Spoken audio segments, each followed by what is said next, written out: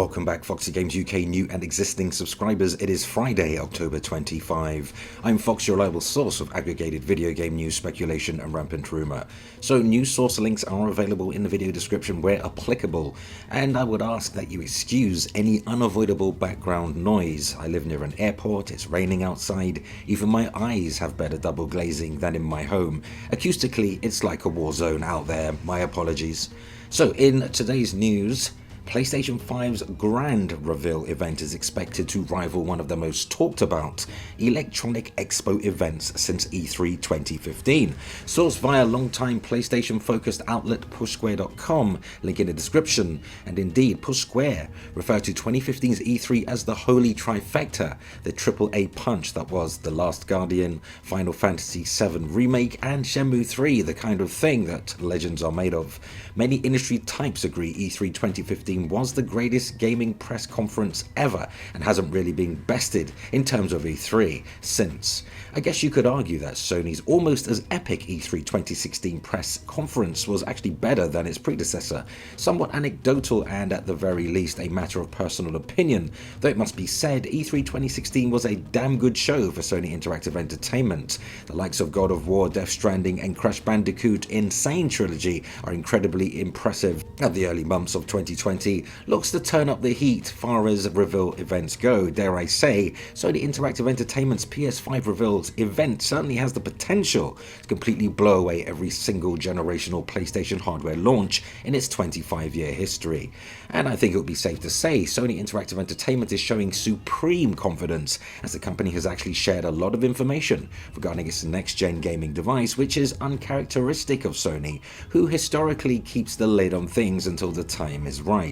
Perhaps Sony PlayStation simply wanted to get the overtly techie stuff out of the way, such as PlayStation 5 ray tracing support, Ultra 4K Blu-ray and a new controller, DualShock 5, featuring more immersive technology. That's not to say Sony are done talking about hardware, far from it, but in terms of loose bits of information, whether that can be via Sony Interactive Entertainment controlled leaks, yes, or job post listings, more on that later, or heavily scripted Wired.com interviews. Though here's the thing. Sony have been virtually radio silent regarding events throughout 2019, whether that be PS4 or the yet to be revealed PlayStation 5. Sony Interactive Entertainment elected to update its significantly large worldwide audience on upcoming PlayStation 4 titles and PlayStation VR, say like The Last of Us Part 2, recently delayed from February 21st to May 19th, 2020. So they use State of Play for a lot of that stuff. Now, it's what Sony Interactive Entertainment are not telling us that has PlayStation gamers most excited. Now we all know, or should know, Marvel's Spider-Man 2 is in development, as is God of War 2 and Horizon Zero Dawn 2. Now Spider-Man and God of War 2 are likely to release a few years into PS5's generation, and the sequel to Horizon Zero Dawn though, well, even though there's the chance that it may not be a launch title, you can bet the farm that it will put in an appearance complete with a full range of features offered by DualShock 5. The rumored Demon's Souls remake is likely going to be there, assuming that that is what Bluepoint is actually beavering away on. Now PushSquare notes, and I quote, "There are few franchises that attract the hardcore quite like From Software ones, and while this is unlikely to have director Hidetaka Miyazaki's involvement, I think we all know people are going to freak out when they see this running in real time on next-gen PlayStation hardware." Now we'll see Gran Turismo 7, surely, and I still really fully expect that to be a launch title. I did really a year ago put out that they're working on Gran Turismo 7 for PS5. Honestly, I think it'll be closer to what people wanted out of GT Sport. I reckon all of the innovative online esports functionality and features will remain intact, but I expect the whole package to be padded out with a far more traditional single-player campaign. We will see remnants, really, of that awe-inspiring 8K ray trace GT demo, and will it make it over to PlayStation 5? Chances are looking good. Now don't be surprised if there's a new Ratchet & Clank announced. Ghost of Tsushima, The Last of Us Part 2 and Death Stranding will go cross-gen with all of the expected PS5 enhancements, and not just first-party or console exclusive stuff either. Sony has stated it is aggressively targeting third parties, and I think we're going to see at least one controversial Rise of the Tomb Raider-esque timed exclusive, alongside a slate of third-party debuts. A lot of people are pointing to Grand Theft Auto 6 weeks, some type of exclusivity, whether that be DLC or extra missions, who knows? But Rocksteady, for example, has been whisper quiet since the release of Batman Arkham VR. Could the developer/publisher be in attendance at the PlayStation 5 reveal event, at least in some capacity? Now, many believe that Sony's working with Remedy on something too.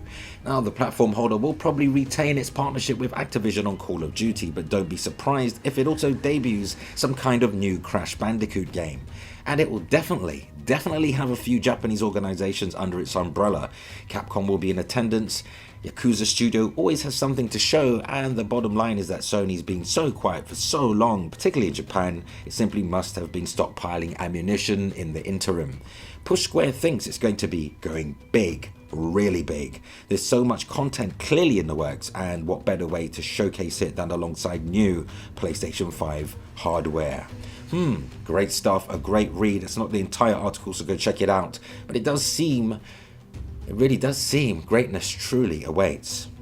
Now, moving on to a rather interesting PlayStation 5 job listing courtesy of TechRadar.com in an article titled "Sony claims PS5 will be the world's fastest console, beating Xbox Scarlet. PlayStation 5 lays down the gauntlet." As you can expect, there's only so much a real job listing post can tell us, saying that really, we'll work with what we have now. So yes, the murmurs and whispers that I have heard several months ago points to Sony's PlayStation 5 being the world's fastest, most powerful console, which I must concur exhibits incredible confidence if this job ad posted by Sony is anything to go by. So the listing for a senior cloud engineering manager at Sony Interactive Entertainment has made the bold claim, which will no doubt raise eyebrows given the state of the current generation of console, with the Xbox One X seen as winning out in terms of sheer processing power over the PS4 Pro, even if its hardware and software sales failed to make a dent into PS4's phenomenal lead this generation. And the listing says that the potential applicant will be helping to build the next generation cloud infrastructure and will also be one of the leaders of an elite team that is super excited to launch the upcoming world's fastest console, PlayStation 5, and in 2020. Which kinda begs the question, what will Sony's PlayStation 5 platform have that Microsoft's Xbox Scarlet doesn't? And how is it that Sony Interactive Entertainment is demonstrating such confidence unless Sony Interactive Entertainment know a lot more about Microsoft's next-gen console than they should? The plot thickens. Do we have a Sony mole taking notes over at the Redmond firm? Are we going to witness another surprise one-up from Sony as they did with the Xbox One launch debacle? Answers on a postcard, please. Now, with both the Xbox Scarlet and PS5 set to launch in the same end of 2020's release window, the question of what console wins out on power and speed will be important. With both the Xbox Scarlet and PlayStation 5 set to launch in the same window of 2020, the question of which console wins out on power and speed will be important, with faster consoles able to do away with lengthy loading screens, render more in-game assets and reduce lag during multiplayer, and make for a smoother and more immersive gaming experience, whether you're playing massive open world games like Cyberpunk 2077 or fast-paced online shooters like Call of Duty Modern Warfare. The speed of both next-gen consoles will undoubtedly be a jump from what players today are used to, and small differences in speed may not be as important to some as, say, exclusive games or the support for peripherals like VR headsets, with Sony leading the race on both fronts. But if the PlayStation 5 really can boast the world's fastest console, it may take away the biggest advantage that Xbox currently has in the current generation of gaming machines. Things are certainly heating up, people, and as a gamer you'd have to be totally devoid of emotion if this does not excite you, even just a little. And for sure, there's no smoke without fire. Sony seemingly have their torch lit, so it's down to Microsoft to show and tell us why its next generation platform really is, as I quote, the most immersive, most powerful next-gen system, as evangelized by high-level Xbox executive Matt Booty during E3 2019's Bloomberg interview. But what say you? Go ahead, sound off, share your thoughts and opinions on today's news, because that unfortunately brings us to the end of another video, but let's continue the discussion cordially in the comments. And for all your current and next-gen news updates, rumour and rampant speculation, hit the like button, spread the word, and keep it locked to Foxy Games UK. Remember, all relevant links where applicable can be found in this video's description. Subscribe to Foxy Games UK, and don't forget to hit the notification bell so you never miss content. Thumbs up if you like it here, and help us reach more like-minded gamers simply by sharing the video. Consider supporting Foxy Games UK via Patreon, and or grab yourself a Foxy Games UK branded t-shirt or hoodie, available in various colours and designs. You'll find both links in the video's description. Truly appreciate the support. Now you can catch me later this evening at 5 PM Eastern or 10 PM UK on the RGT podcast by way of BitCloud Gaming's YouTube channel. Then 48 hours later, back here at Foxy Games UK for the Gamer Couch podcast live every Sunday, same time, 5 PM Eastern US or 10 PM UK. See you there. That concludes our time together today. Certainly great hanging out. Enjoy the weekend, and until the next video, remember, play games, not corporations.